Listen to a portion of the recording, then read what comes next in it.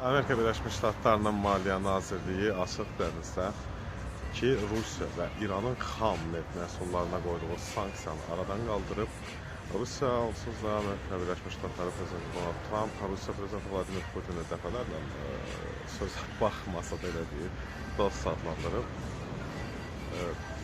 İranla isə müharibə gedir və İrana qarşı sanksiyaları ləğvi İranın tələblərindən, Tehranın tələblərindən biri idi aslında. Müharibə gedən vaxtda bu addımın atılmağı ola bilər ki, İranın Hörmüz boğazını bloklamağı ilə əlaqədardır. Çünki təsəvvür edin, Rusiya ilə İranın xam neftinə sanksiya qoyursan, qərb olaraq qalırsan öz bir də Venezuela neftindən Madron tutub bir yerdə Venezuela neftini ələ keçirib.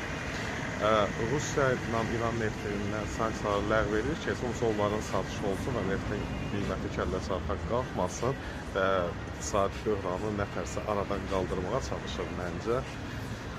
Amma bu addım həm də gələcəkdə müharibəni dayandıraq, müəyyən şərtləri qəbul elə. Mən də sənin şərtlərini deyəm, İran şərtləri biraz çoxalıb. Bu axır vaxtlar hərbi nailiyyətlər qazandığı şərtləri az-maz artır.